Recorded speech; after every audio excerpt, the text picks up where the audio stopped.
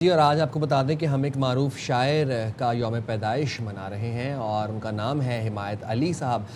14 जुलाई 1926 को औरंगाबाद में वो पैदा हुए। वो सिर्फ शायर ही नहीं बल्कि एक कामयाब नगमा निगार, फिल्मी मुसन्निफ़ और हिदायतकार भी थे। बतौर नगमा निगार उन्होंने लाजवाल गीत तख्लीक किए जो कि बहुत लेजेंडरी गीत थे, जिसमें जाग उठा है सारा वतन जैसे मिली नगमे ने उन्हें बेपनाह मकबूलियत दी। फिर मशहूर नगमात में जब रात ढली तुम याद आए, ना छुड़ा सकोगे दामन, हुस्न को चांद जवानी को कवल कहते हैं जैसे मशहूर गीत शामिल थे।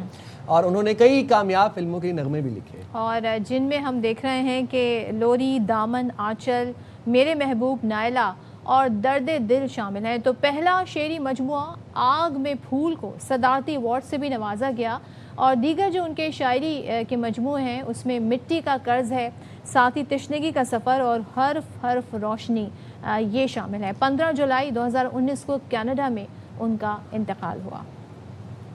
जाग उठा सारा वतन ये वो नगमा है जो लहू गरमा देता है। और कहते हैं ना, हमारे जो मिली नगमे हैं जब हम उनकी बात करते हैं तो एक से बढ़कर एक हैं। और जो शायर हिमायत अली साहब की हम बात करें, उनकी जो शेरी मजमुआ है अगर आप वो देखें, या जो उस ज़माने के गाने उन्होंने लिखे फिल्मी नगमे, वो भी इंतहाई ना सिर्फ मिली नगमे बल्कि जो फिल्मों के लिए भी लिखा, जो लिखा वो अमर होता गया। आपको कुछ झलकियां दिखाते हैं। सर उठा के बड़े फख्र से कहा,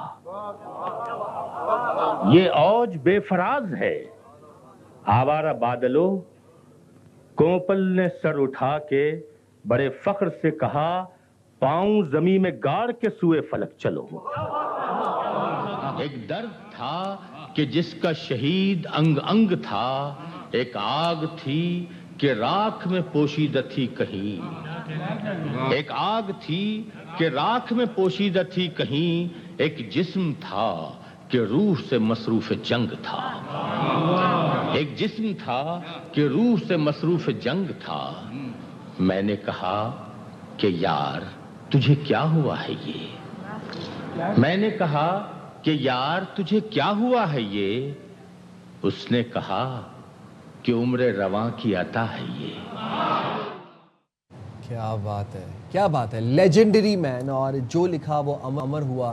ख़ास तौर पर जो मिली नगमे लिखे, पूरी कौम को मुत्तहिद कर देने वाले, लहू गरमा देने वाले मिली नगमे। अच्छा, वो एक बड़ा मशहूर गीत है ना, वो हुस्न को चांद जवानी को कवल कहते हैं। आप इसका जिक्र जरूर जी जी वही है ना, हुस्न को चांद, है ना पूरा गा देते हैं। वाह, मुझे भी तो जो लिखा वो अमर होता गया। और तारीख जो है वो उनका लिखा हुआ कलाम जो है वो सुनहरी हुरूफ में लिखती है और याद करती है। अच्छा, और पढ़ाया जाता है। उस टाइम के हमारे, आप अगर शोरा की बात करें, एक से बढ़कर एक नाम सामने आते हैं। और एक टाइम था कि ये सब कंटेम्प्रेरीज थे एक दूसरे के। तो सोचें उस वक्त जब महफिल सजती होंगी मुशायरे की, तो फिर क्या ही महफिल होती। तो ये वो दौर था जब चैट जीपीटी एग्जिस्ट नहीं करता था, तब बज़्म अदब की महफिलें होती थी, इंटरनेट नहीं था और आपको अच्छा सुनने से आप शगफ रखते थे। अल्फाज का इंतखाब, अल्फाज का ज़ख़ीरा होता था लोगों के पास, किताबें पढ़ी जाती थी, लिखा जाता था।